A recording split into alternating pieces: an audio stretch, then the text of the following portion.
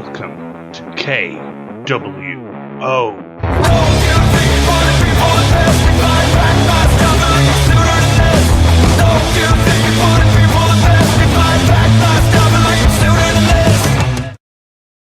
Hello and welcome to KWO's Retro Views for February 2022. I am your host with the most, the king of charisma, the mouth of the Midlands, a fit and healthy again, Matt Kimbo.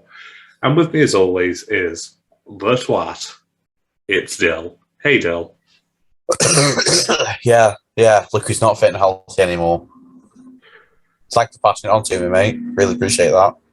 I mean, I can't pass it on to you because we've not hung out in months. You've given me a computer virus, mate. It's unacceptable. You can't be doing them things in 2021.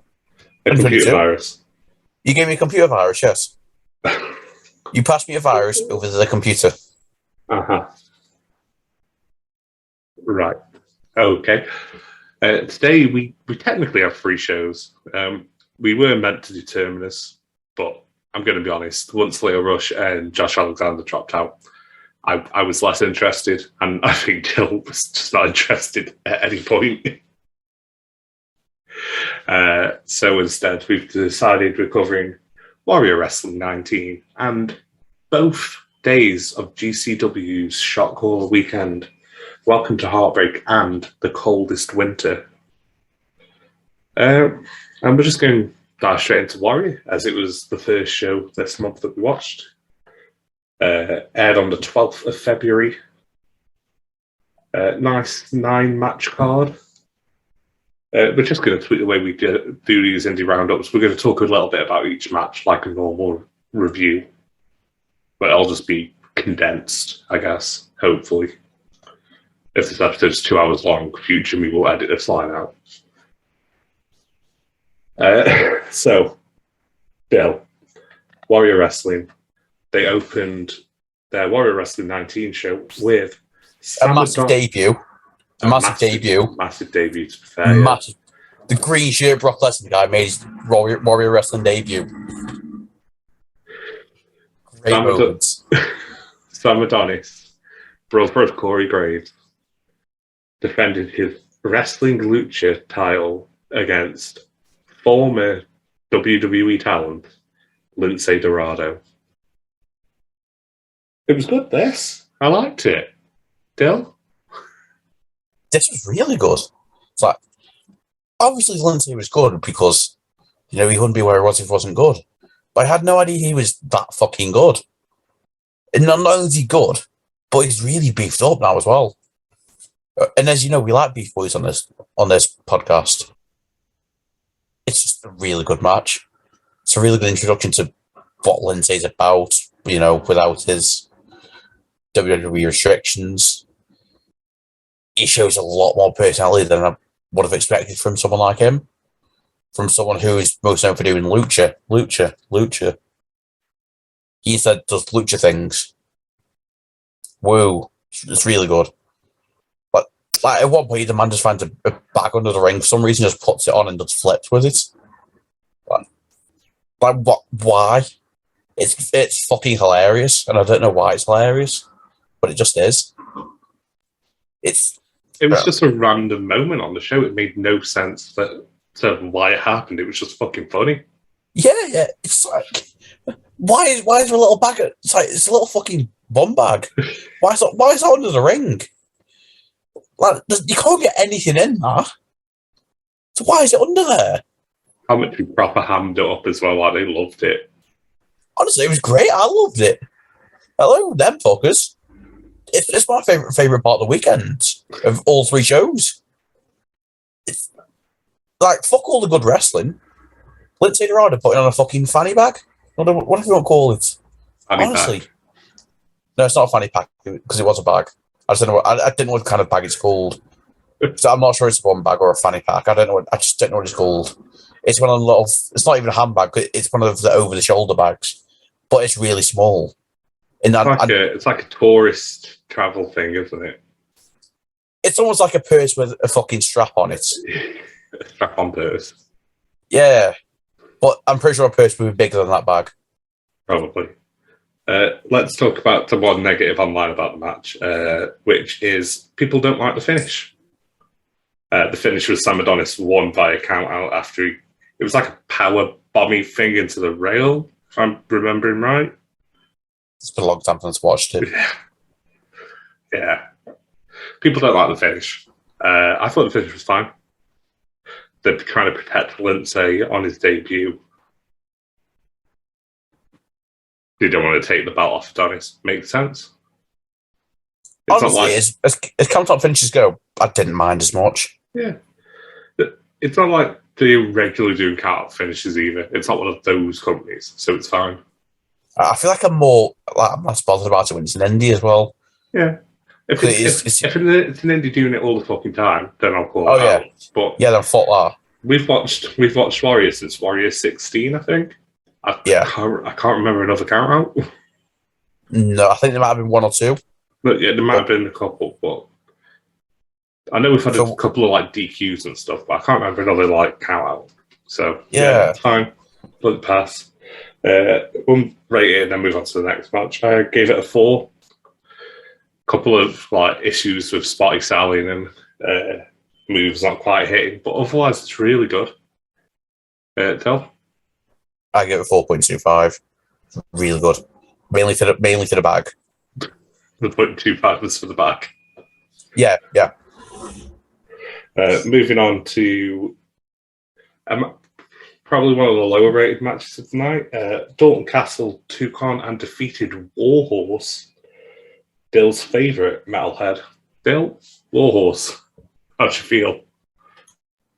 Honestly, for the moment the start, I was into it more than I've ever been into a Warhorse match before, mainly because Dalton Castle came up with the line of the century saying, I don't like any of this blue-collar fuck crap. I especially don't like any shitty heavy metal. I mean, how can you not be into that? It's the line of the century. He made up a word/phrase, fuck crap. Like, that's going to be one of your favourite phrases, fuck crap. It's that important I've noted it down. But yeah, the match itself is fine. It's the best Warhorse match I've seen. But at some point, I started listening to FTRC because it was just in my head all day. And I think this match drove me to do it. I don't know why. I think it's Dalton giving off that kind of like retro 80s vibe. Probably was what inspired it. Maybe. Maybe it's all the heavy metal talk. It made me want to listen to some good music. I'm not sure. Yeah, I'm with you. These are two people we've not seen much of.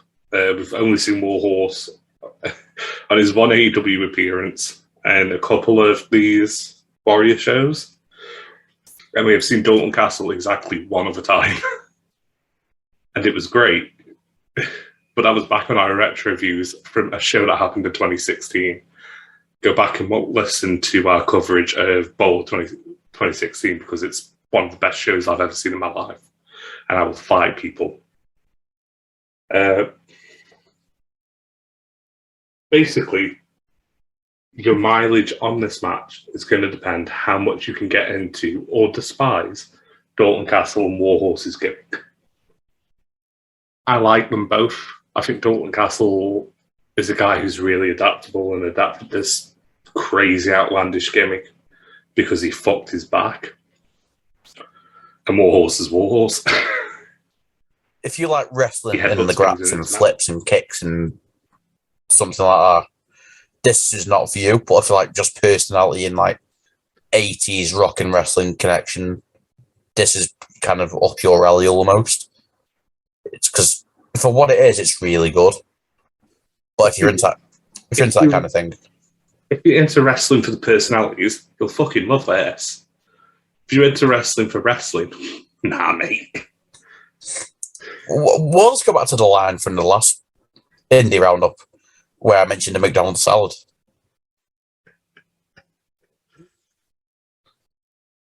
I think that's the only accurate analogy again. That's going to be the go-to analogy, really. Yeah, 100%. Ratings, I give it a 3.5. It's the worst match on the show, but not because it tries to be or is actively bad. It's just It's just fine. Del? Yeah, I give it 3.5 too. It's the least good match on the show. I think it's the best way to put it. Yeah, that was a way better way than saying the worst match on the show. Cheers. Next, we move up to someone I've never seen before, Miranda Elise, losing to Sky Blue. You said this to me, and once you said it, it's stuck in my head. It's like NXT Sasha versus Bayley vibes. Yeah, it's like they've got it all over it. You can tell you they've worked on it for this match. Yeah. Like it's not just a thing they've just... It's just a weird little coincidence. It's one who's been looked at and thought of, and it's great. Yeah, like Elise is real strong. Did you say 2016 Sasha vibes? 2015. Yeah, she'll be the main roster by 2016, won't she? Just about. Yeah, she debuted in like September 2015. Yeah. But yeah, like Elise has like retro Sasha vibe, and Sky Blue's just kind of got that baby face, gung ho, fan love attitude that Bayley, was famous for until a recent heel turn. Yeah, it was just enjoyable. Like some of Elise's like taunts, like when she just slaps the back of Sky Blue's head and chats shit at her. Like, honestly, I enjoyed this. I'd enjoy it if they went back to this in like 12 months and like added some stakes like number one contenders or a title shot or something. I think that'd be cool. But yeah, I really enjoyed it. You got anything else to add, though? I just think it's a mental thing that Sky Blue's 20-2 in this good. And like she keeps getting better every time you watch her. Because you see her adding little bits to a game every single time. And it's quite noticeable. Because ever since I first saw her in like November, I'd say, she's always been at least solid. But she just adds little moves, little personality traits, little edges. And she's becoming like very well rounded and like a very complete athlete. And if she adds a bit more like out of ring personality to a game, she'll possibly be up there as one of the best in the next 5 years. Surely. Because to be this good at this young is ridiculous. And there's a lot of really good young prospects coming through as well. So I think that the next 10, 15 years of wrestling is going to be absolutely unreal. Yeah, I mean, we're saying about Sky Blue being so young. Elise isn't like old. She's only 28. Oh, that's even better. Yeah. I thought with how well she works, I thought she'd be like 35 or something. Oh, no, like she was well beyond the years. She's just from possibly one of the better training schools around there right now, especially for female talent. Booker T's Relative Wrestling School seems... Oh, yeah. They seem to churn out a lot, especially female talent, a lot of very good female talent. I love a bit of Booker T's school. Yeah. If I'm right, Ember Moon's from Booker T's school. Sorry, Athena. She's going to kill me. She going to kill me. Honestly, I don't know. But I think they make a lot of well-rounded performers. So they're not just making wrestlers or they're not just making sports entertainers. They're making well-rounded performers who could go to either and thrive and succeed. Not just someone who can succeed in one, not the other. Yeah, they work on every aspect of it, and it's very clear that's the case. But yeah, we'll be on to ratings. I gave this a 4.5. I really liked it. I give it a 4.5. I give it a 4.5. Really great match. Big fan of it. I highly recommend it. I mean, kind of this point on the card as well, it's hard to not recommend any match for the remainder of the show. Spoilers, we really like this show. Next, we'll move on to the Fatal 4-Way. Blake Christian defeating Alex Zane, Gringo Loco, and Myron Reed. We're going to talk about Blake Christian a lot over the course of this show. So if we repeat stuff, we apologise. He's just fucking good. He's really good. I think you were a bit more crazy on this match than me, Del, so do you want to take the lead on this? Happily. Just looking at who's in the match is cool in itself. When, to me, the person I care about the least is Alex Zane. you know you're onto a bit of a winner with who's in the match. I just think everyone's fucking cool. Everyone does mental shit. Like, everyone gets their moments to succeed and do some really good work. You know, this match has been really set out as a showcase match for everyone.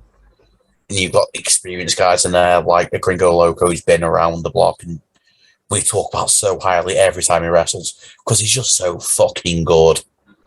Then there's Myron Reed, who we don't get to talk about very much. He was genuinely a phenomenal performer.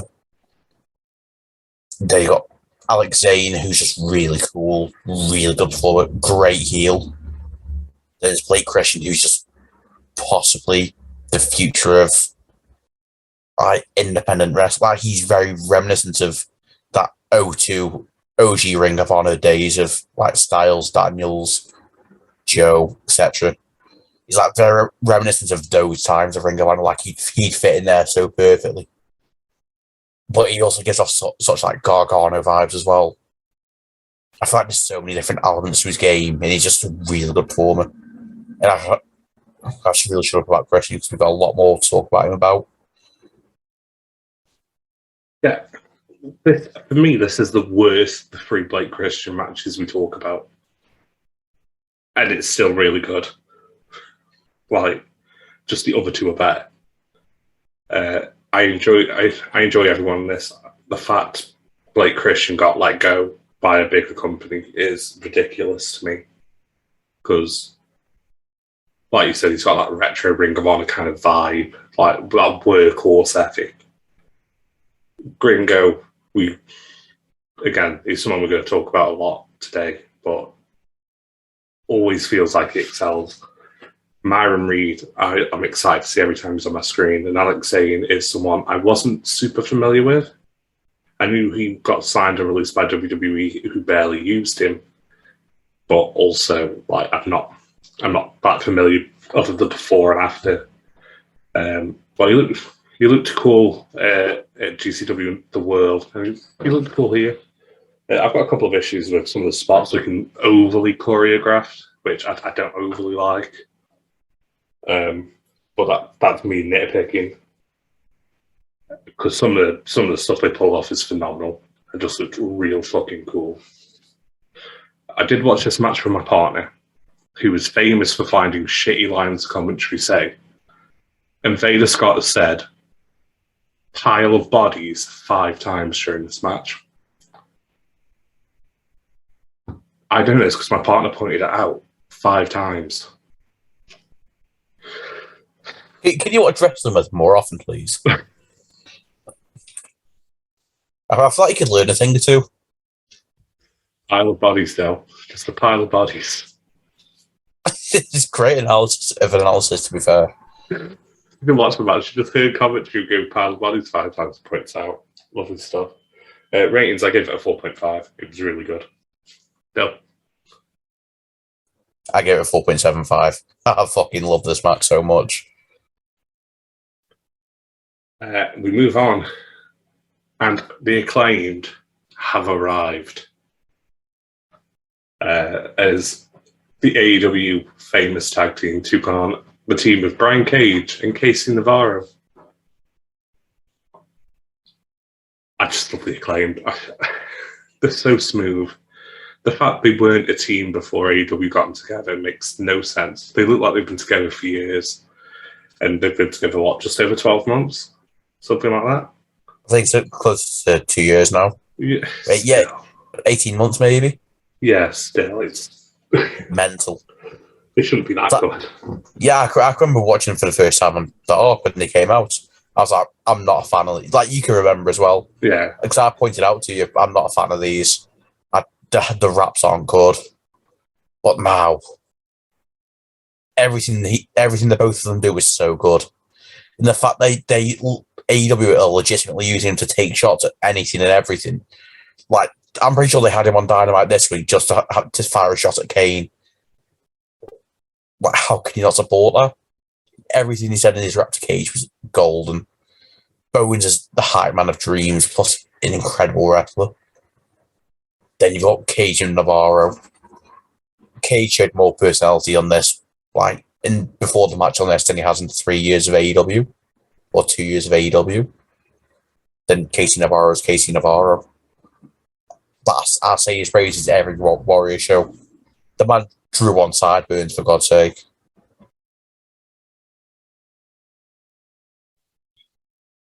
I agree. I will say this is the worst I think I've ever seen Brian Cage look. I don't know if he was ring rusty or what. He just looked real sloppy in places. Like there was a suplex to Bowens, and he didn't have a good hold. It looked like Bowens was going to land hard, like round the back of his neck. But he kind of rolled it a bit and fixed it himself. The weirdest thing is, I feel like this is the best Acclaimed has looked as well. Yeah. Or same time. It's like the best they've looked in ring. Like as a team. Yeah, Bowens is always like smooth as butter, but Caster was real good.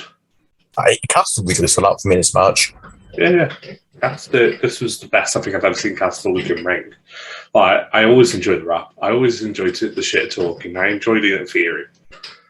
Like, they are my favourite heel tag team, though I don't think they're going to be heel that much longer. They're just fun. They're just legitimately fun to watch. They look like they have a blast in ring. And they had someone who'd sell for him for days in Casey, who's, like you've said, every time we watch a Warrior show, he seems to smash out the park. I enjoy it every time. I don't think we really have much else to say. I don't really want to shit on Cage too much. But yeah, he kind of dragged down what's a really good match. So we'll just move into rings. I give it a 4. Again, the Acclaimed arrived and smashed it out of the park. Del? Yeah, I gave it a 4.25. Loved everything about this match. The pre-match, the Acclaimed are going to be superstars wherever they go. Whether it be Indies, AEW. They're money personified. It's just easy to book. Speaking of easy to book, Mike Bailey showed up. But again, some people we just talk about all weekend, and Mike Bailey joins that club. He unfortunately loses to AEW's Santana. I fucking love this. This was almost my match of the night. Almost. But yeah, they just scrapped. Santana's just real good at scrapping. Speedball's obviously this flippy striker. But Santana's just wearing him down. Yeah, I really enjoyed Speedball's offense, how he tweaks very commonly used moves. I've said this before, but getting landing on your knees on a shooting star press or landing on your knees on a moonsault, it makes too much sense to do it. Why would you not always do it? That's not how the move's meant to be done. Do you know what I mean? It looks like it hurts more. Yeah, I just enjoyed it a lot. No? Thoughts, opinions? I've got very little to add in this match because it's one of them where it's a great match and it's just constant, it's hard hitting, it's fast paced, it's non-stop, and it's really good. But this is a match I couldn't get into because I'm not investing in either of these men. Well, I wasn't at the time anyway. Times have certainly changed for one of them now. But I just didn't have the investments. I was watching it. I was like, this is a really good match. Why don't I care? Because I'm so investment based. So I'm really weird like that. No matter what something is, if I can't invest in it, I don't care. It's not my kind of thing. And it's the dumbest thing. But I am a tad, as the kids say, clapped. So yeah. Yeah, this is one of the longest matches on the card. I think this might actually be the second longest match on the card. Yeah, it is. Yeah, it went on for quite a while. It didn't feel long at all, though. Yeah, it went on for nearly 20 minutes. Only the main event went longer. Yeah, but like you say, it didn't feel it. It just, when I glanced at the times there, I've just been like, oh shit, that went quite a while. Didn't expect that. I will say, we're not doing cage match ratings for this because they're a bit spotty and just wrong in places, but this is cage matches, match of the night. So cage match fucking loved it and piled in to upvote it. Yeah, we'll just move on to ratings. I give it a 4.75. This is on my match of the year list so far. This is great. Done. I get a 4.5. It's a really good match. And if you're the kind of person that can just enjoy wrestling, watch this match. Because I guarantee you'll love it.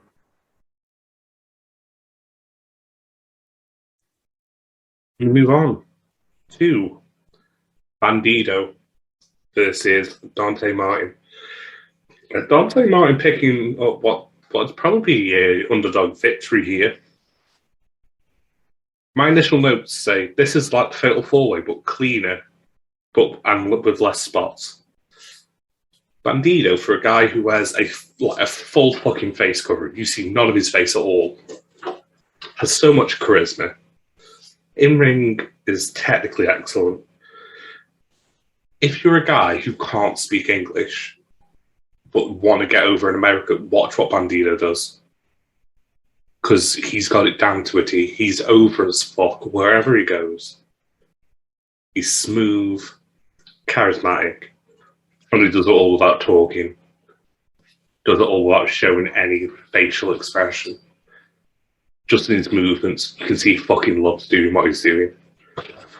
Dante, there's no point talking about Dante. Everything about Dante Martin that needs saying has already been said 2,000 times over. The guy hasn't got a ceiling. Singles guy, tag guy, whatever you want to use him as. Honestly, Dill said that Blake Christian's the future of wrestling, and I put Dante in there with him. Like, guys that you need to keep an eye on coming up. You know, Dante turned 21 today as we recorded this. I don't think Blake Christian's that much older. I'll find that out while still talks.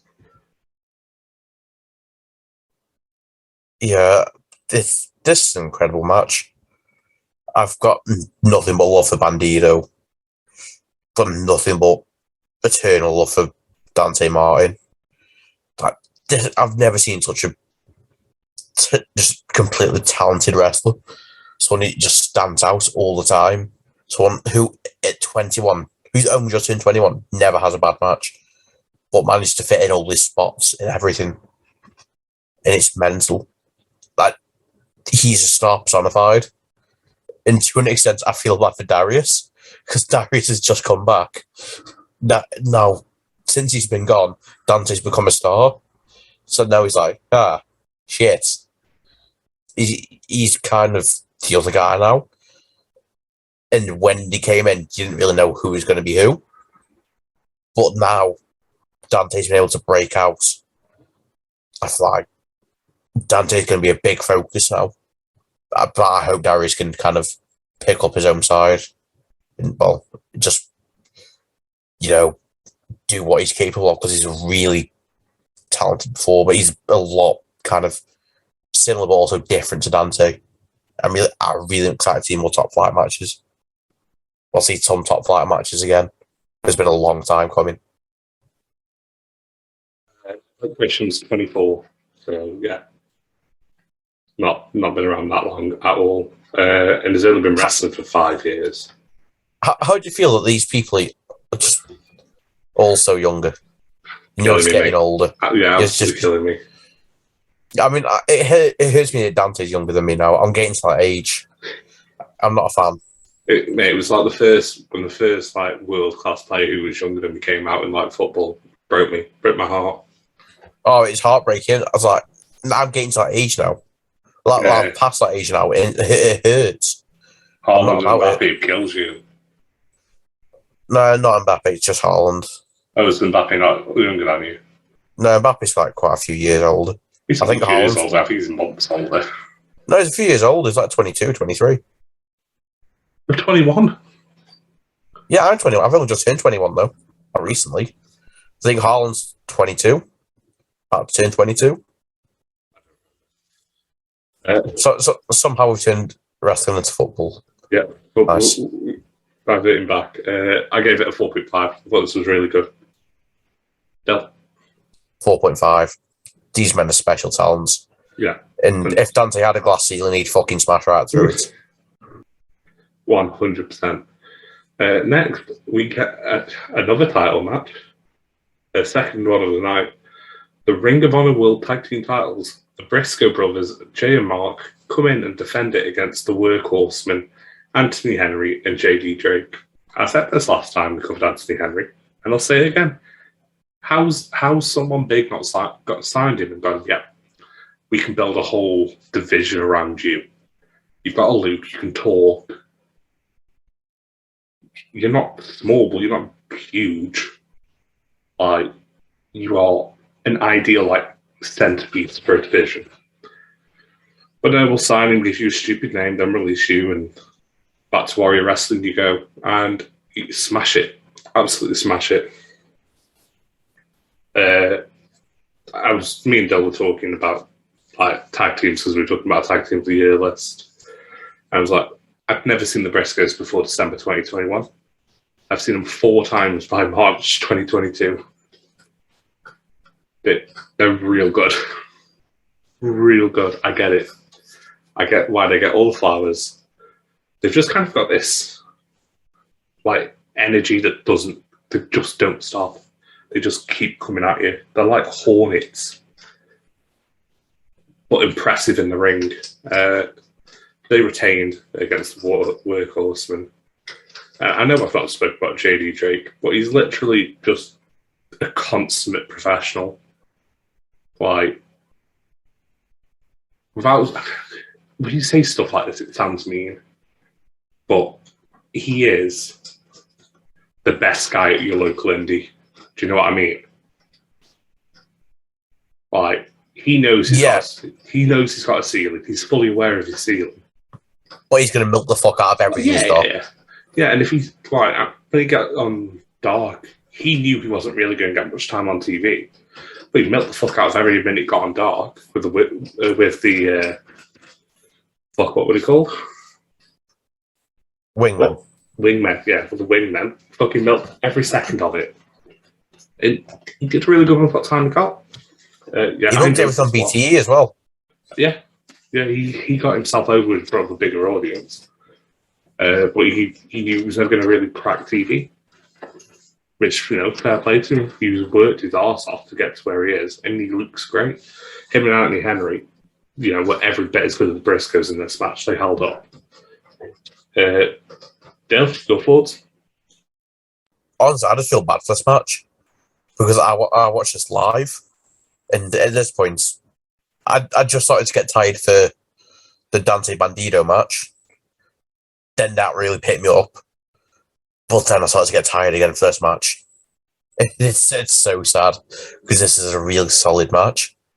But trying to watch any American wrestling pay-per-view live when we live in the Brexit land, it's relatively rough. So chances are I'm going to get tired. I didn't fall asleep though. That's what makes me happy because I got to experience the main event live, and that's all I'm here for.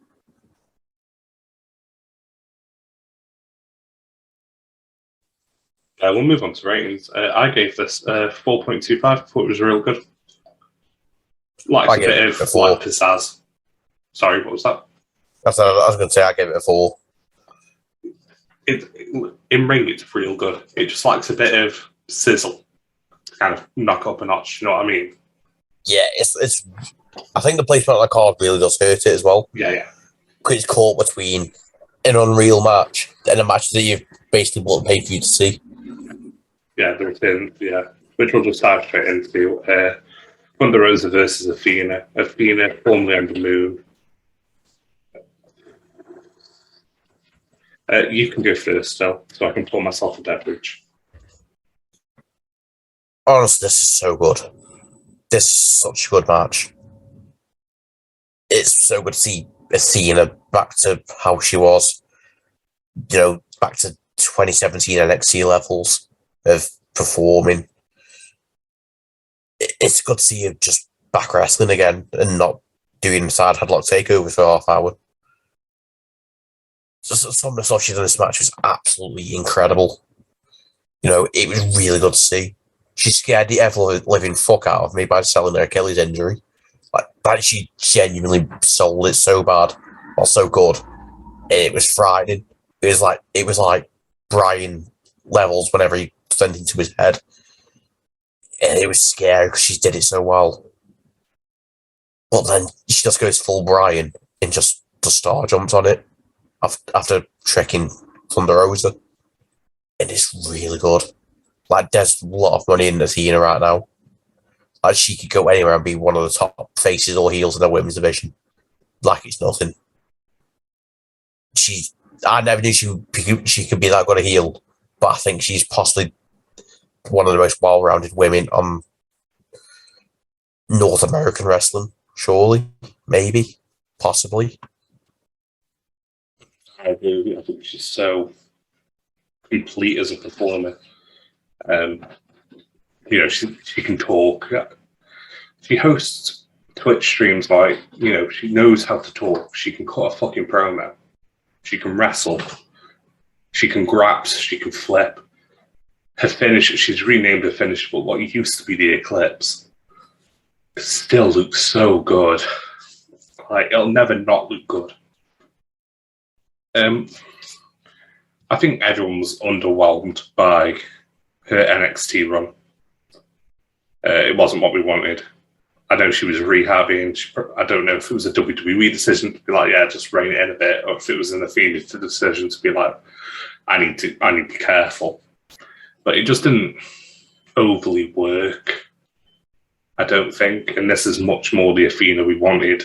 And she would grace any women's division in the world. Like, Impact, which we will always say has the best women's division in wrestling, would still fucking welcome Athena. AEW Best booked women's division.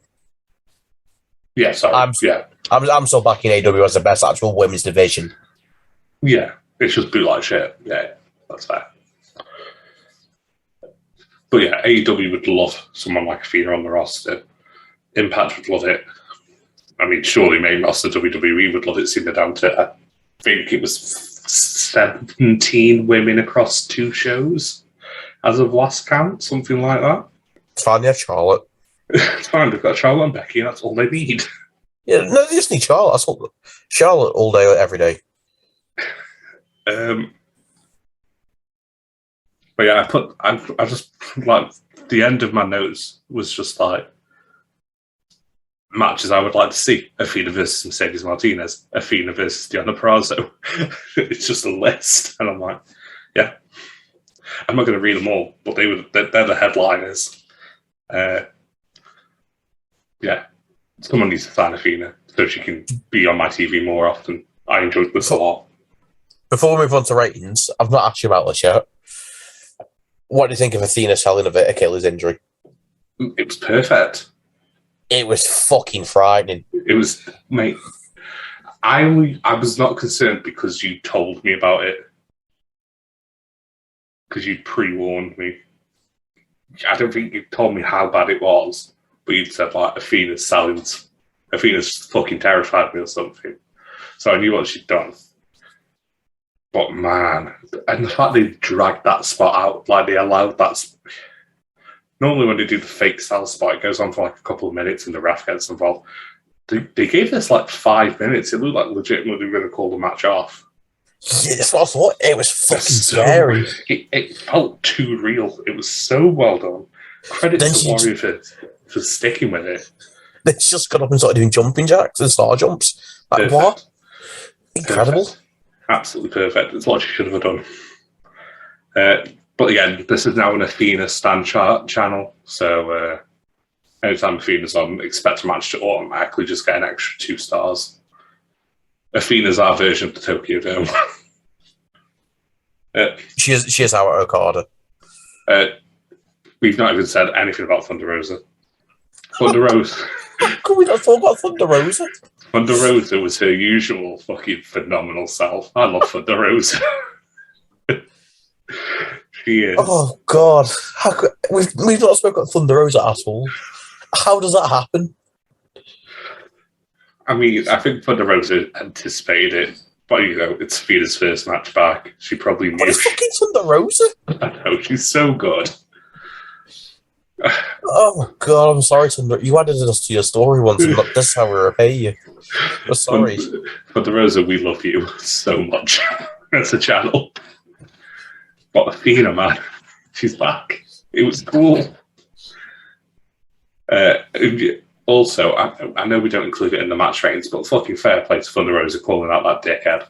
Like, don't be a dickhead at shows, people. Be nice.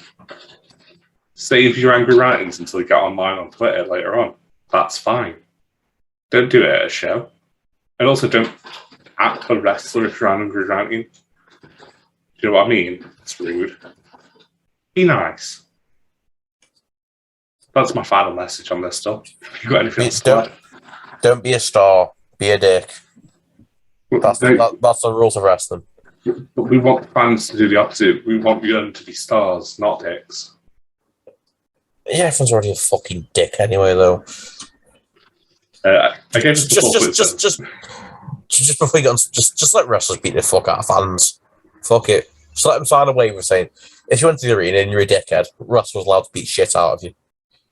Yeah, then yeah, I'm all for that.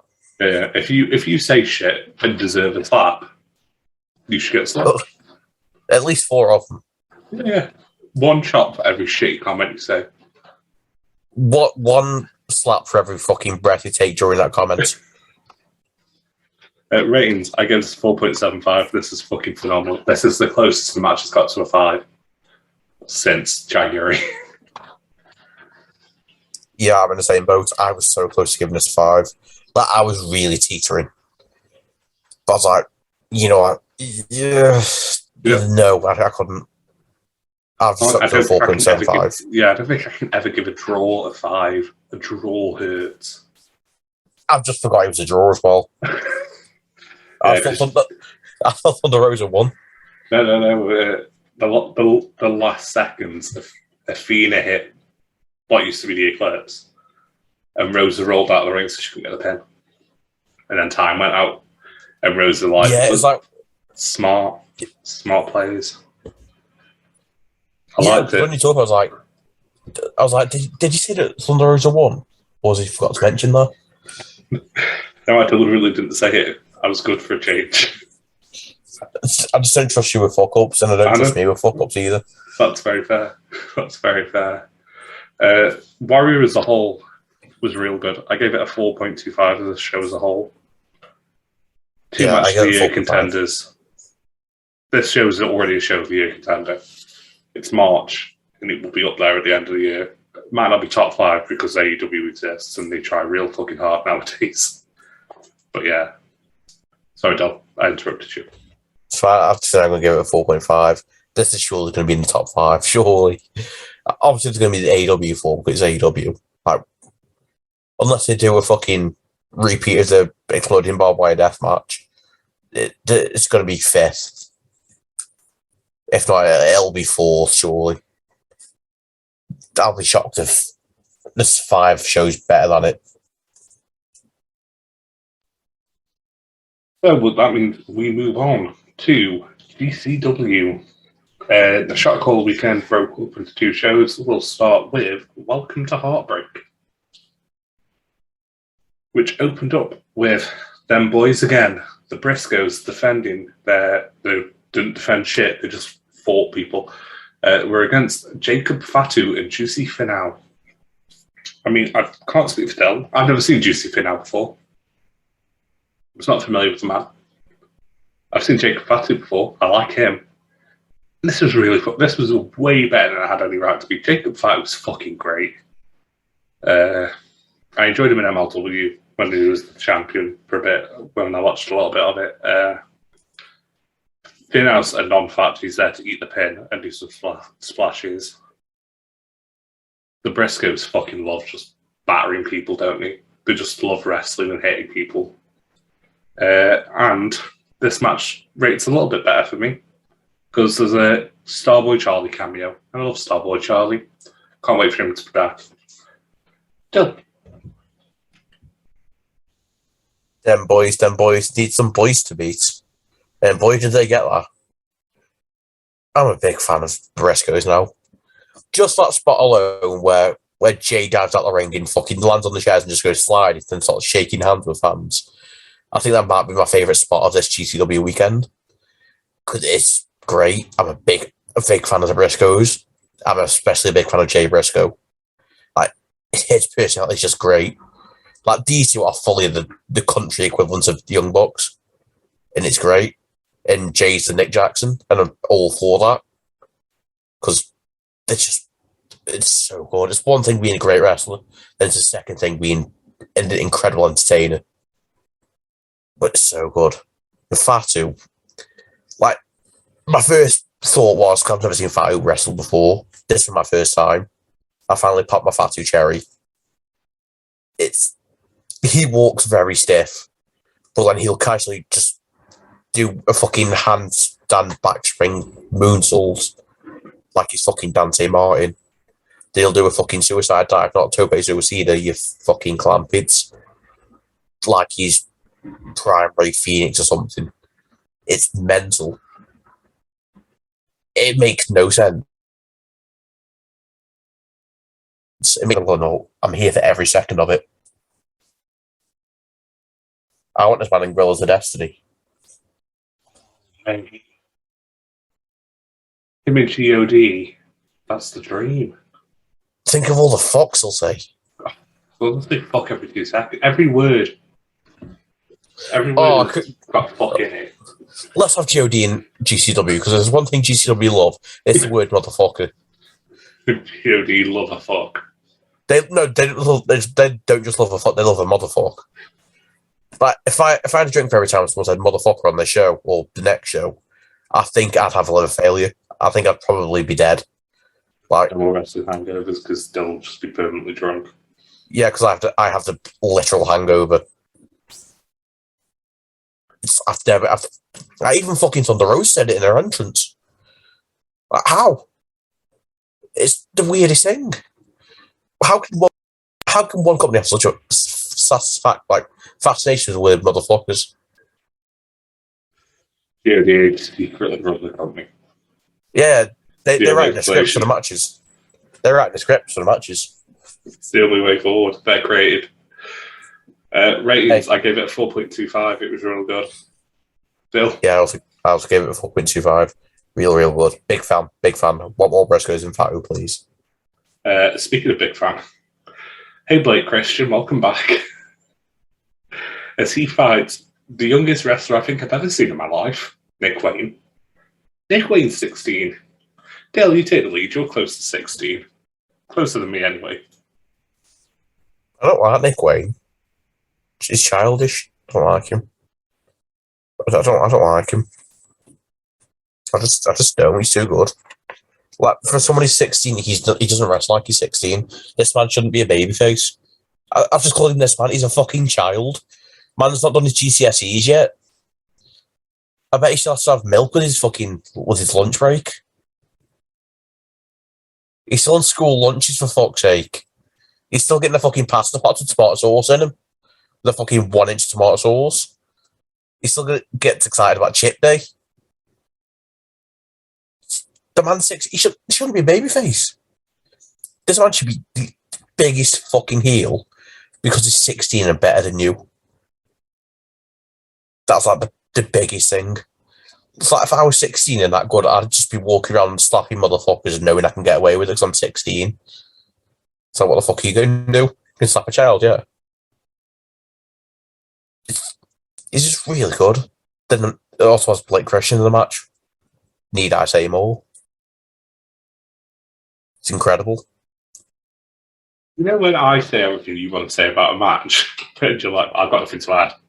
You've said it all. You've done it. You've finally taken every word I had to say out of my mouth. Because I'm ranting about a man being 16. It's still doing his GCSEs. That was literally all my comments. I'm not sure they do GCSEs in America. I think they've got something else.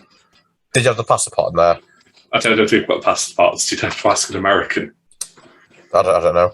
Did you have them 25% fruit juice Lucozade things? Not Lucozade, fucking Iron Brews. I didn't have them. Did you have the?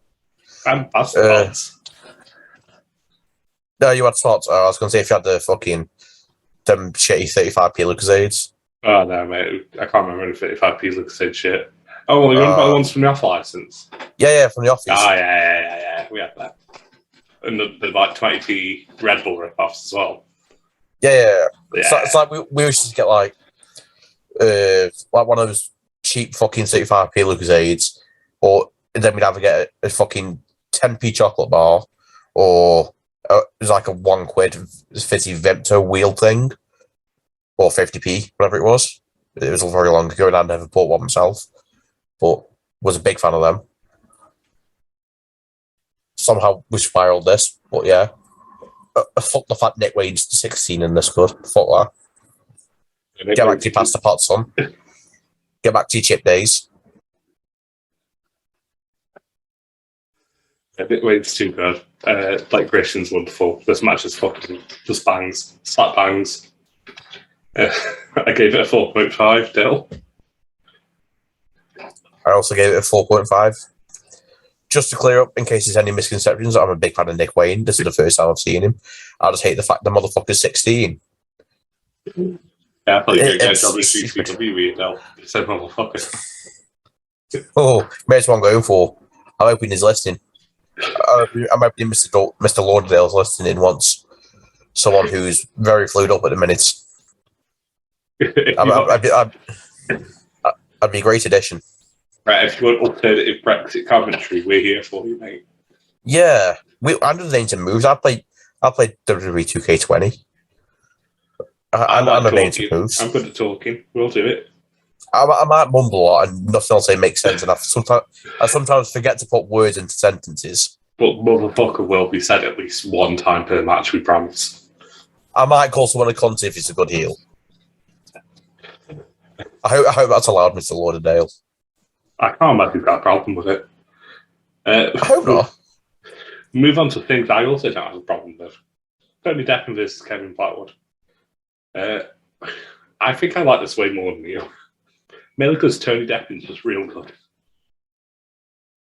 There's a point in the match where he kicks Blackwood in the head.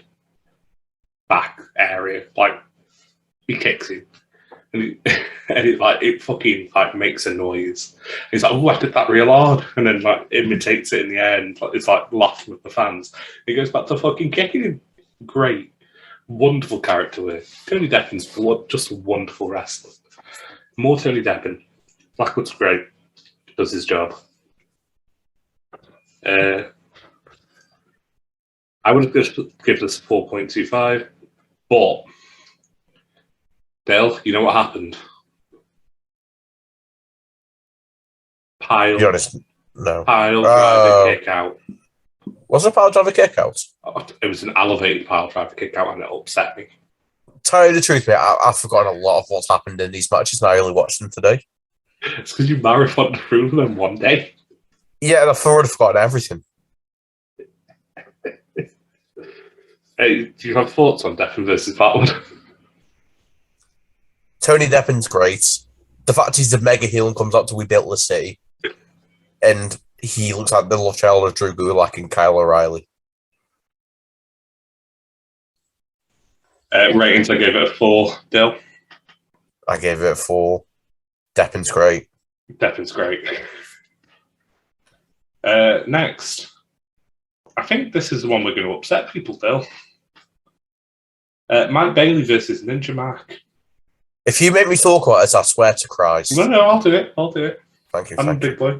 Means you get AJ Grew versus HCA, so prepare yourself. Did that match even happen? Yeah, it did, yeah. I have 2 lines as notes, so I hope you've got more.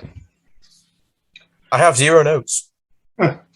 So, my notes for this match basically state this match was divided into 3 segments. Beginning, the big spot, after the big spot. Beginning is a wonderful match. I enjoyed it a lot. The big spot is fucking dumb. People love this spot and I hate it. It's dangerous. Speedball nearly dies about 3 times whilst he's up there. like just nearly tripping. The big spot is they climb a ladder to get onto this like ledge on the wall.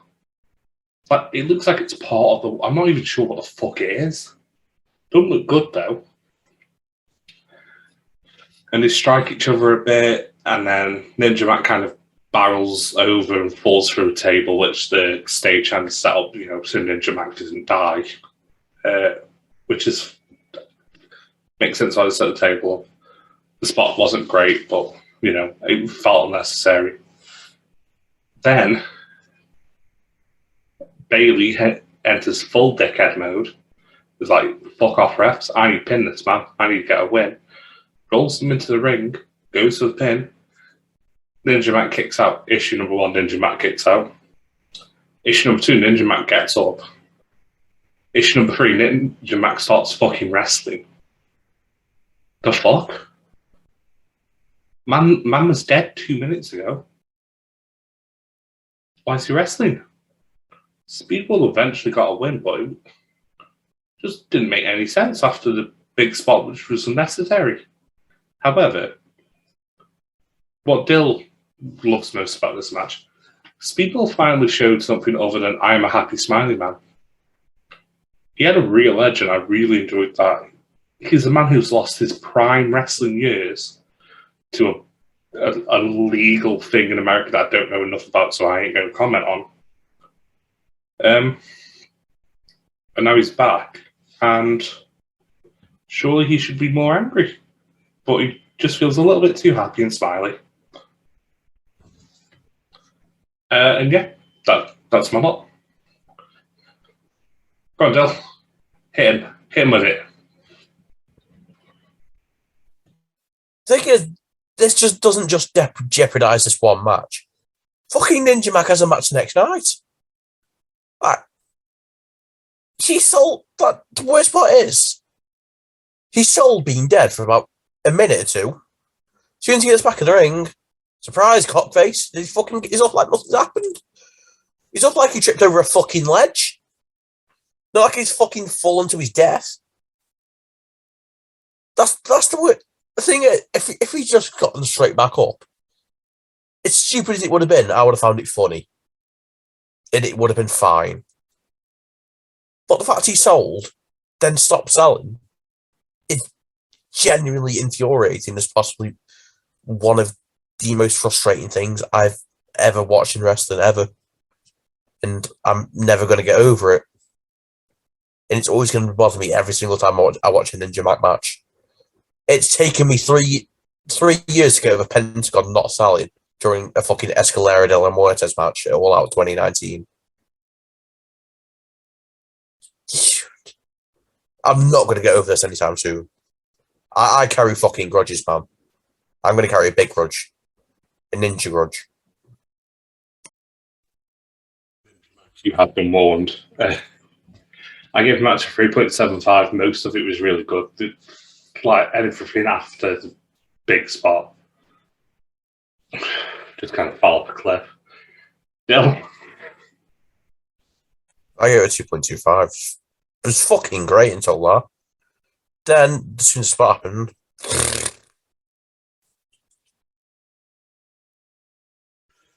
love it when something pisses you off. It makes my day. We'll move on to the only title defended across both nights of this show. AJ Gray retaining against ACH. Enjoy, Del. it's a fucking cool looking title. I'm a fan of that title. It looks really fucking cool. The match happened. It was fine. There was nothing bad about it. No one jumped off a fucking ledge and pretended like nothing happened. It was fine, Graps.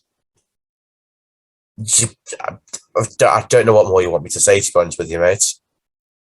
I think there's legitimately nothing to add. But yeah. I think that might be it. All I've got is match is fine, just can't get into it. Don't know why. I like AJ Gray. Yeah. And the promo he got after was great. Yeah. I just didn't care. Like, maybe it's because I didn't think he was losing. Maybe it's because I didn't know it was a title match until I came to cage match today. Did you know at the time? No, I think I missed him holding up the belt. Oh, even I knew that. It's Yeah, cool well, belt. sometimes they'll. I don't pay attention. I got distracted by something. I think I got very distracted by my phone at this point.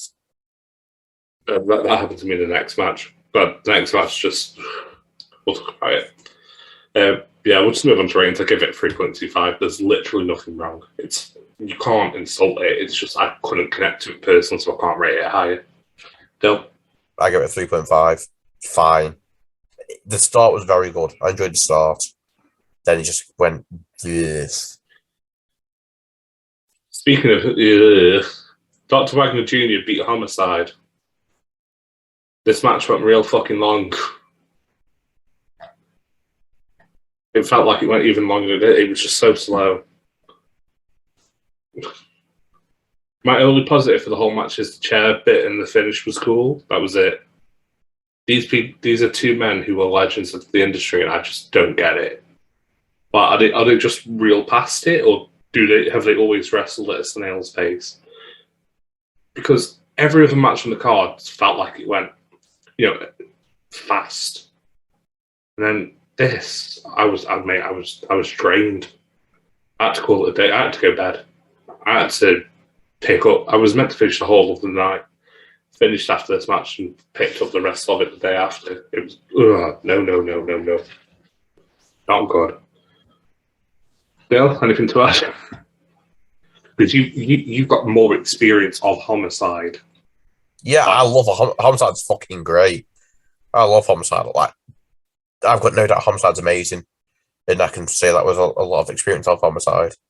I have zero experience with Dr. Wagner Jr., and I'm sure he was actually great in his heyday.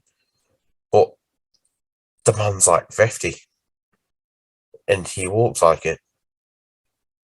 And I feel like this much happened even though he couldn't take many bumps, if any. And yeah, so he was just there. He took a couple of slaps and punches and shit. But yeah, I feel like even Nick Gage on commentary was a bit like, yeah. He's a bit sad because these are two icons of wrestling. And it's just... Yeah, I feel like I've been real shortchanged because I've seen Homicide twice this year, and it's both been pretty bad. Yeah, you've been done dirty. I think you were at Homicide Curse. Yeah, because I saw the Mox match at GCW The World, and wasn't about that. And then this is worse. At least Mox could go. Yeah, it's at least versus Mox. It was a match. I've got nothing else whatsoever. Yeah, I just feel sad because these are two legends. They bigged it up. It was something that I was kind of like interested in because I have no clue who the fuck Dr. Wagner Jr. is. And I've heard great things about Homicide. I just assumed the Mox match was because of the time issues. But no, this was not good. I give it 2.5. It sucked me right out of the show. No? 2.75 because no one fell off the fucking roof and got straight back up. We move on to 8-man tag action. Ali Catch, Dark Sheik, Gringo Loco, and Matt Justice defeated Grim Reaper, Jack Cartwheel, Jimmy Lloyd, and Jordan Oliver. This was GCW's favourite kind of match. It's the, oh shit, we've not got these guys on the card, fuck, let's get them on match. So they just bundle them all together in a way that kind of sort of makes sense, but doesn't really. And the only people who I thought looked overly great in this match were Jack Cartwheel and Matt Justice. Matt Justice is one of the best wrestlers, like actual in-ring talents GCW has. I enjoyed him a lot. And every time I see Jack Cartwheel, I really like him. He makes acrobatics not look super choreographed, which I'm a big fan of. Yeah. Reefer's cool. That's all I've got to add. It's just cool when he does shit with his bliff in his mouth. I'm not a drugs man, but it's cool. Let's all do some drugs. Why not? Do you want some drugs, Matthew? Would you like some marijuana?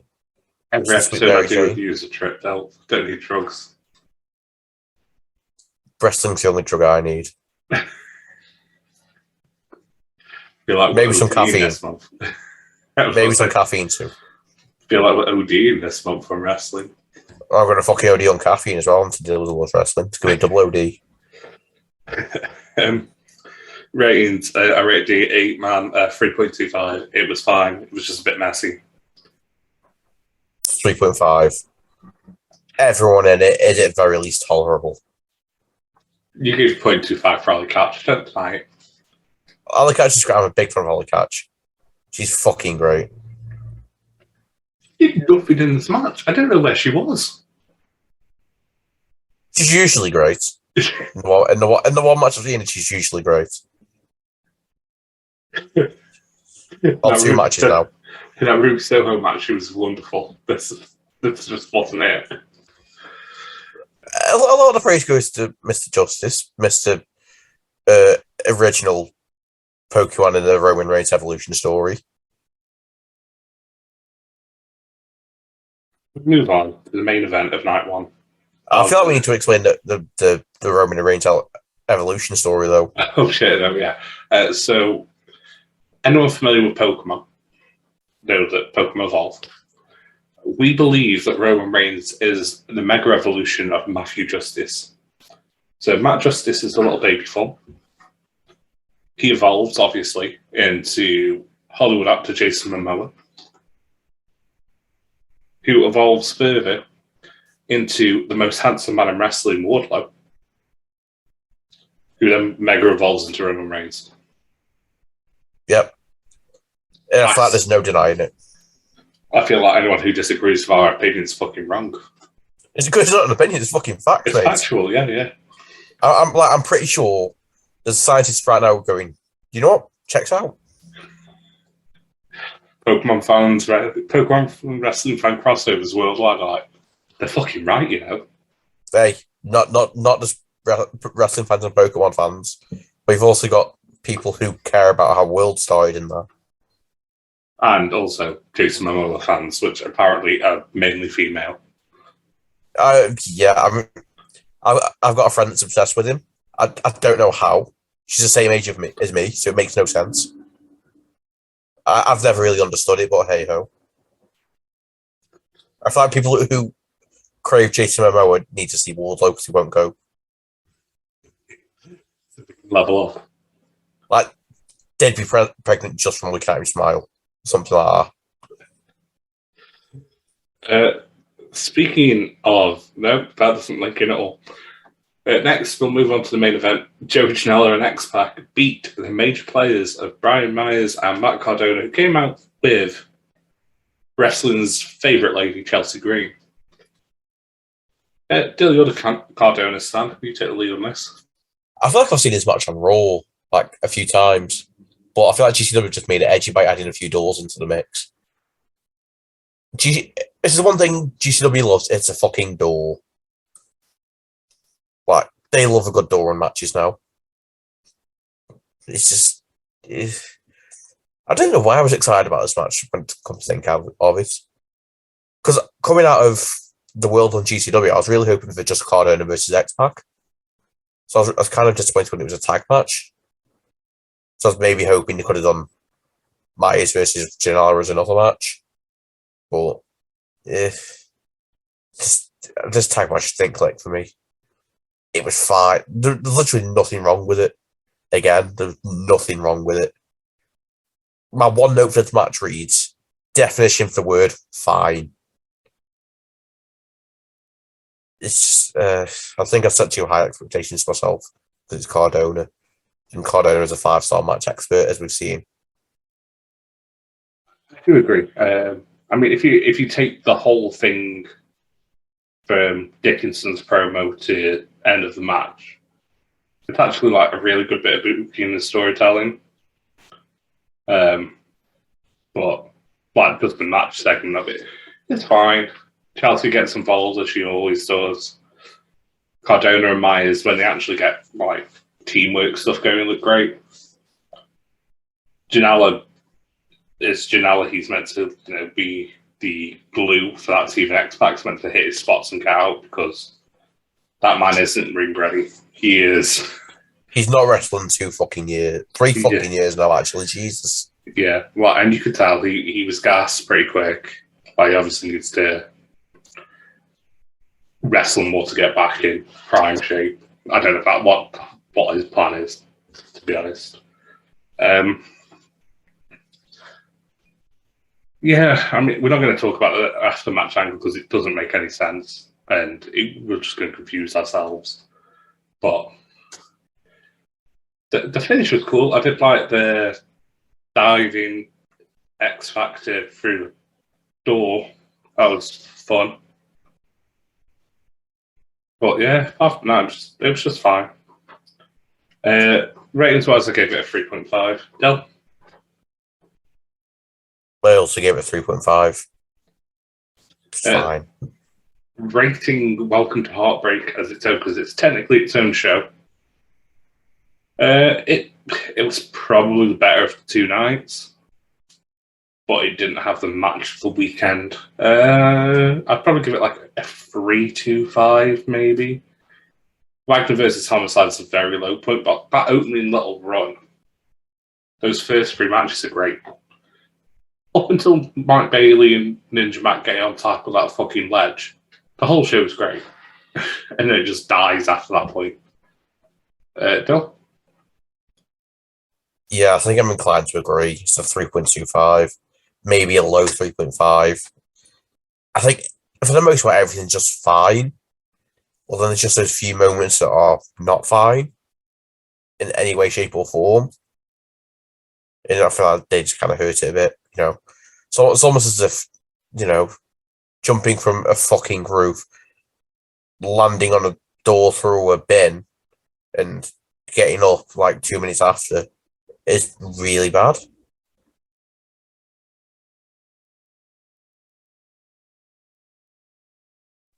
And we end on the last match of the month, last show of the month we watched.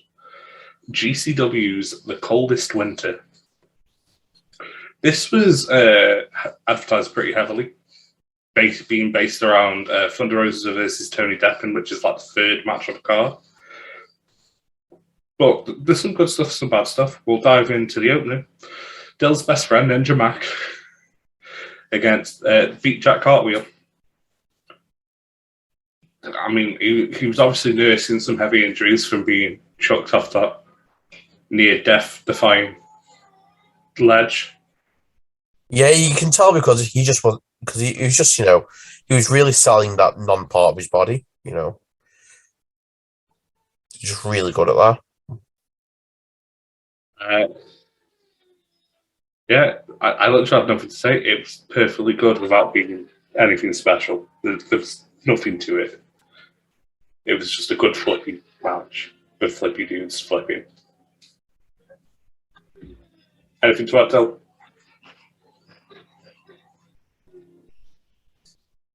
I'm just scrolling through Facebook and Paul Heyman's quoting dance lyrics. I'm sure you're aware of the musical artist Dance. We sang that song "Cake by the Ocean." Yeah, Paul Heyman just posted a photo with the caption "Cake by the Ocean," and that's more noteworthy in this match. 3.25. Del?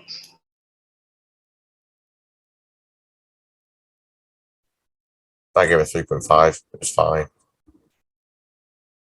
Do you want to know why it was fine? Because someone fucking jumped off roof and just got like nothing happened.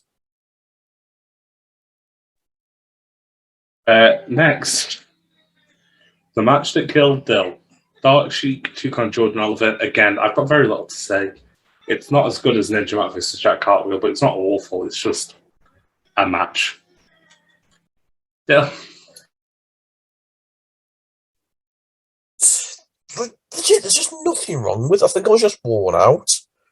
And this match kept going on. Not one bad thing happened in this match. It's solid. But I think I was just tired. I was exhausted by the graps. I was caught in the graps. I couldn't walk out. Yeah, it's unfortunate because the match itself was fine. Both are talented competitors. But yeah. Yeah, I gave this a 2.75 still.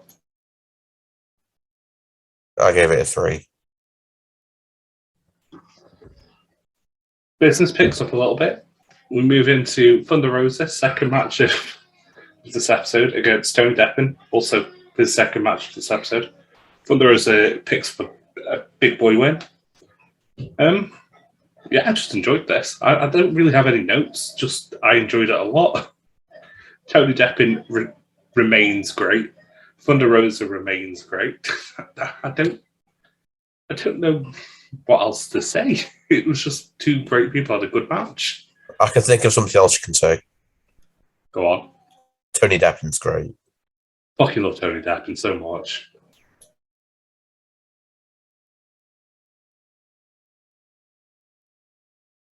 Tony Deppen's great.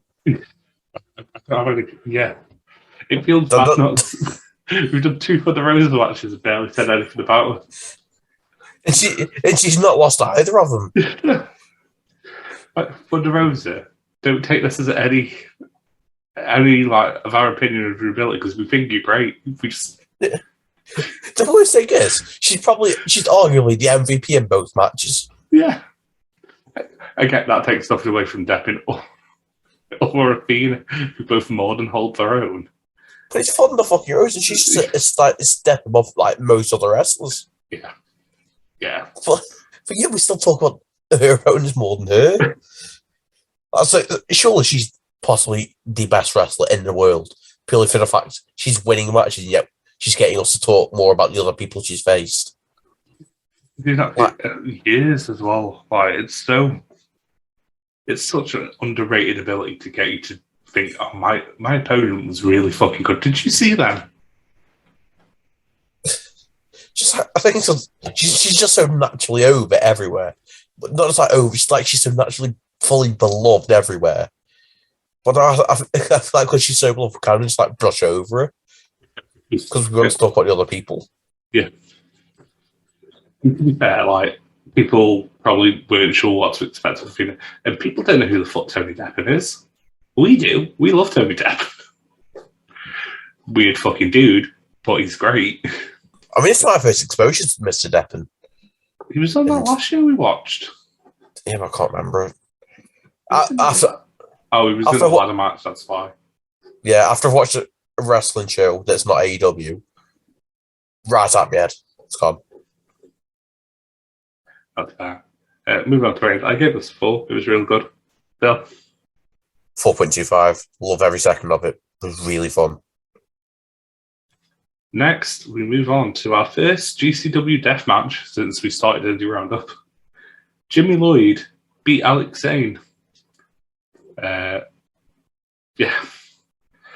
I've missed it. I miss death matches when I don't watch them. I really enjoy a good death match. Zane doesn't take some of the bumps right, I don't think. Like, how he lands doesn't look like how he should land. Does that make sense? Nothing you say ever makes sense, mate. Like, when Lloyd slams him down, it looks like he lands too flat on his back. So the glass has more opportunity to fall into his face. Surely you want to avoid the glass falling into your face. Tell you the truth, mate, I'm neither a science expert nor a wrestling expert, so I can't tell you. I'm a man who's failed many sciences many times. And, yeah. Yeah, if someone who knows more about deathmatch wrestling knows that I'm wrong, please tell me. If someone just knows basic science, contact us. Yeah, we struggle to gauge our arse from our elbows sometimes. So it'd help us greatly. That gash on Zane's arm was fucking nasty. That was real bad. And the end, I really like the end sequence. Like everything about the end sequence fucking banged. I also enjoyed the thumbtack tackle. Bill, anything else to add? I didn't enjoy the cup of the drink of thumbtacks though. I've never seen that go like that before. Like, I've seen the thumbtacks in the mouth spot a few times in the past few years. I've never seen it go like that before. Like, they went all in his gob. Like, it was stuck in his fucking tongue. Mate, it was stuck in his tongue and his cheek and his fucking like things beneath his tongue. Yeah. They're fucking everywhere. Like every time it's done in like AEW or something, it's done clean. I don't know what's happened there. Do AEW just use fake thumbtacks? Are we exposing the business? Well, those the Young Bucks. No, that's killing the business. Call us Jim Cornette. Fuck it. Whoa. I don't like that. I'm not being called Jim Cornette. Would you rather be called exposing pro wrestling's greatest secrets? But no. No, I would not. But Matthew, she's a stunt granny. Let's move on to rating stuff. I gave this 4. I enjoyed it. Yeah. I feel like a spot we've missed over as well. Like we've glossed over. Yeah. That one where fucking Lloyd's flipped Zayn over the top rope and through the table. Oof. Fucking hell. Like, Jesus, that welt on his back immediately. Like, you heard a slap of his back against the fucking hardwood floor. They bled like a little motherfucker. Honestly, I hope he comes back to Leona Lewis from now on. Just comes out thinking, I keep bleeding blood. I was about to say change the lyrics slightly. Yeah. I like it. I'm for it. If I ever somehow become a Graps man, I'll make sure I come back to Leona Lewis. It'd be very fitting to my character. Not because I'm bleeding a lot, but because I want X Factor. Something like that. Still don't rate the match though. I give it 4. I think my last 6 words in my notes summed it up. This is fucked. This was mental. I like Jimmy Lloyd when he does death matches. I don't like him in normal matches, but in death matches, all about it. By the way, this is probably the most uncomfortable death match I've ever watched. I don't know why, but yeah. I maintain it's because you're getting old, so now you're like, oh, that's going to hurt. Whereas when you watch it when you were younger, you're like, oh, fucking cool blood. Yeah, as a young child, I was a man who used to watch many a backyard craps match. I believe I also watched the King of the Death match tournament once upon a time, or at least a match from one. And yeah, I thought I don't know if anything's changed or what, but yeah, it just seemed like very brutal to me, and it's just like it seemed very painful. I cry when I get glass in my thoughts. Fucking Zayn had a glass fall over his fucking body. There's fucking thumbtacks in his mouth. That was great, that. He needs a kebab or something. Jesus. Couldn't walk. It's like me trying to get home after a night out. Good night out. Do you know where we're reckoning about good nights out? The team off Second Gear Bussy. AJ Gray, Matthew Justice, Ali Catch, and Effie. I'm glad you said the name. Thank you. Like, I was fully expecting to just read out the names of the people in the match. Second Gear Bussy, mate. It's all about Second Gear Bussy. Second Gear Bussy's the boys. And Ali. And female. They defeated Team LA Fight. 4 people I'm not familiar with, but I have actually got their real names now. Hunter Freeman, Jai Vidal, he wrestled on Impact once. Jordan Cruz and Sandra Moon. This was... Did you say Sandra? Sandra. You don't see many young Sandras about nowadays. Yeah, no, her name's Sandra Moon. I'm a big fan. Don't see many Sandras about. Bring Sandra back. I enjoyed this a lot. And before I was going to say, let's get the song going. We're bringing Sandra back. Yeah. I'm not getting the song going. I enjoyed We're getting to go. Every time we see it now, the first thing we're going to sing as we introduce the match. Actually, anytime we see any Sandra now in the Graps match, that's what I'm going to sing. That's fine, mate. You do that. Mate, Lou Baker's going to be buzzing, isn't he? He's always said he wanted a little bit of Sandra. It's 2022. I've just made a Lou Baker reference. This is the content you're getting, boys and girls. This is what you pay for, people. You don't even pay for it. It's free. It's free. Yeah, you get this for free. You get 2022 Lou Baker references from someone who probably wasn't alive when the song came out. You 100% were, because I barely was. Beautiful. But yeah, my notes call this overboot nonsense, but the good kind of overboot nonsense. Matthew Justice, once again, is the best wrestler in the match. Effie actually gets to wrestle and not just do Effie things. Kimbo likes it. It's great. There was some timing issues with some of the spots. Some other spots looked real fucking cool. Team Alley fights. I don't know which one was which, apart from Sandra Moon was the only woman. That's it. They all looked good individually. Matthew Justice's spear was real fucking cool. He carried the biggest guy of Alley fights through a door. Wonderful stuff. Yeah. Fun little late man. Deal. Yeah, it sounded right. Good match there. My notes read,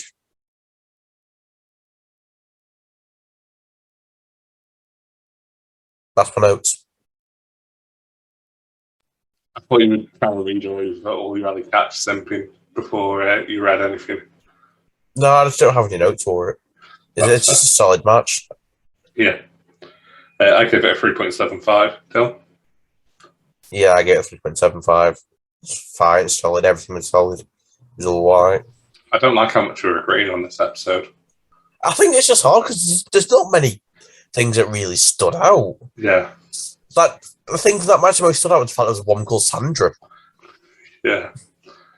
Yeah. Next, Kevin Blackwood versus Grim Reaper. I'm going to be unpopular. I hate this. I hate Grim Reaper. I really hate him. He's like a grown-up Orange Cassidy. It's shit.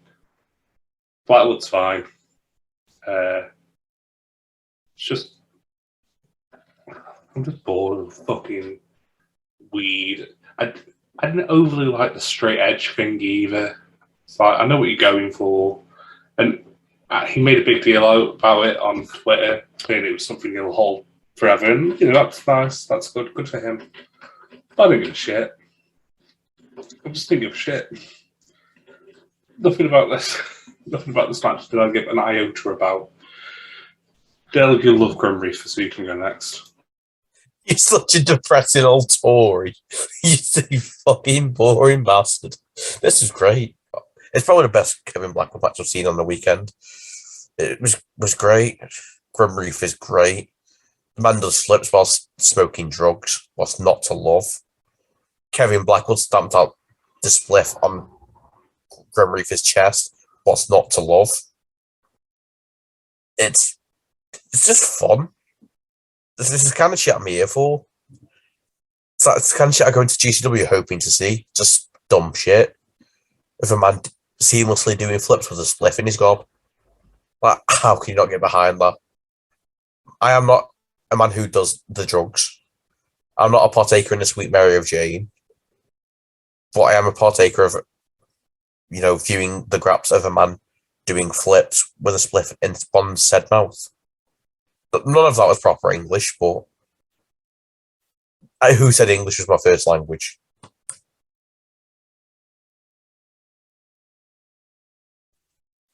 Move on to ratings. I gave it a 3. I gave it a 3.75. It's hilarious at times. We moved on to Gringo Loco beating Mascara Dorada. Mascara Dorada used to be I always get this wrong, so I'm going to make sure I get it right. Grand Metalik. Grand Metalik in WWE. Yeah, it was good, this. Flips. Just lots of flips. Lots of cool counters. Just, yeah, good little lucha match. Like the fact Gringo picks up the big win. Gringo is our boy. Bill, anything to add? Everything I've got left to add is just line of commentary, which is that Gringo doesn't quite get his due, but in years to come, people will watch him and see what they've been missing. And he's just bang on. Like, Gringo's such a good wrestler, but I feel like even Denise, big up Denise, she was kind of a bit more unsure on his nicknames, or she just upped a card or something. One or the other.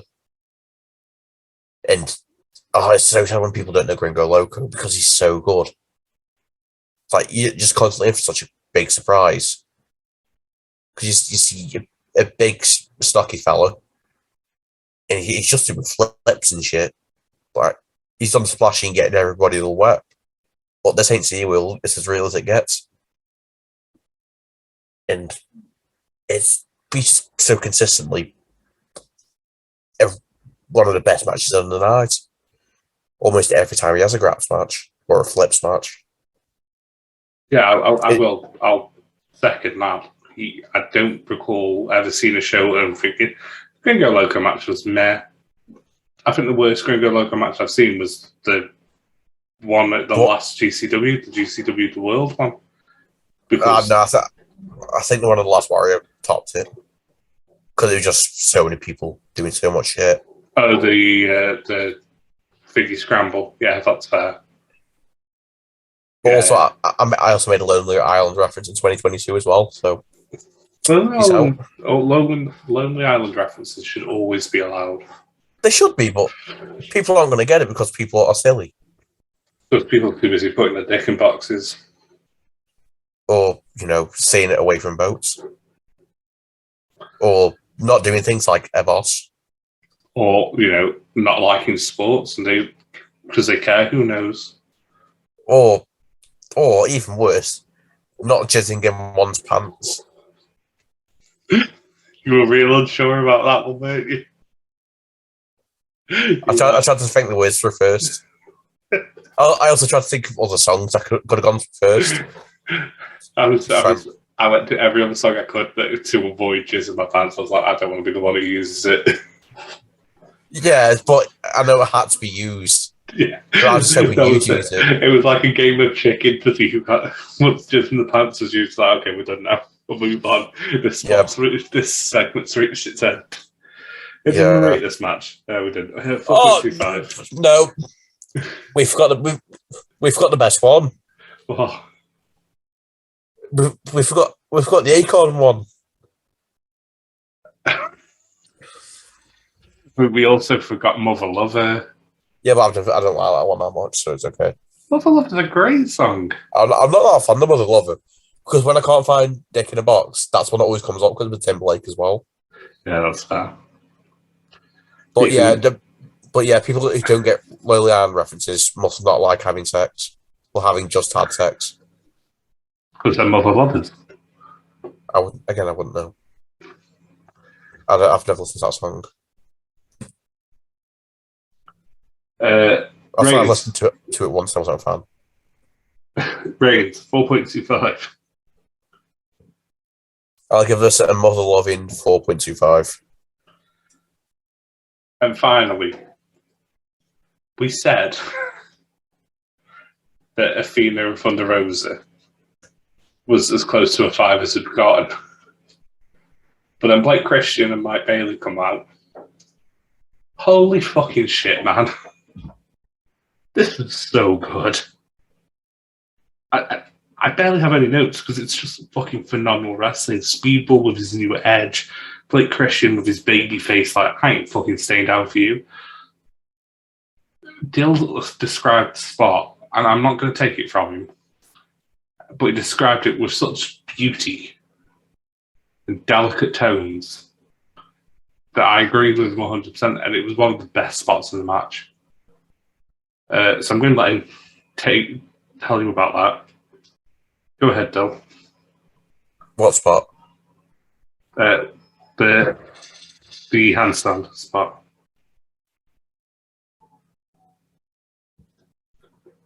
Tell you what, mate. I've already forgotten. I'll read your comment to you verbatim. I love the spot where Christian does handstands off the ropes and Mike Bailey just thundercunts him in his chest. Oh, that one. Mm. Yeah, this is such a great spot. Mm-hmm. I thought it was gonna be one of the fake out spots. And he's like, nah, fuck you, cunt. Just absolutely twats him on like a Czech Kyoto versus Arsenal or something. It was brutal and wonderful at the same time. Honestly, I loved it. I just love this match. You got I love heel speed ball. Heel speed ball, mate. Heel speed ball. Such money. Such money. Much else bad on the match, though? No, just every company speed ball works and just turn him heel like right now, please. Just for me. Just for me. I mean, I'll piggyback on that request. Go ahead. I've just said piggybacking on your request. I also want him to be heel everywhere. Yeah, like, just every single motherfucker turn him heel right now, please. It's for the greater good. That's all I have to say. Hashtag turns people heel. That'll be one of the hashtags when I make the post. But yeah, these two guys, if they carry on the way they've started 2022, will be in and around the conversation for wrestler of the year. Because I think they're both just so talented. And the fact they're getting character work into the matches now is just going to elevate them further. Ratings, tippity top 4.75. This is high on my match of the year list. This is going to take some budging. No. Yeah, I'm in similar boat. I give it a 4.75. It's like midway through my top 10 match of the year list. But and like you said, it's going to need to take some budging. But you know what? It's Revolution this Sunday. You know it's all about the budge. So that's great to call this winner. Tough one to rate this because Christian versus Bailey elevates it so much. But I don't think it's as good as the first night. It's kind of a consistent whole. No, it's probably about the same actually. Probably a 3.25, 3.5, that ballpark again. I'll go 3.25. Bill? I'll go 3.5. I'd say it's a little bit better than night one, purely for the highs were a bit higher, but the lows were a lot lower, I feel like. Except for one, which we don't talk about anymore because now we're past it.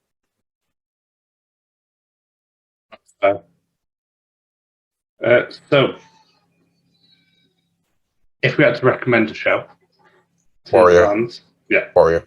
Yeah, we're having a conversation. Warrior's yeah, best. well, it's not a conversation.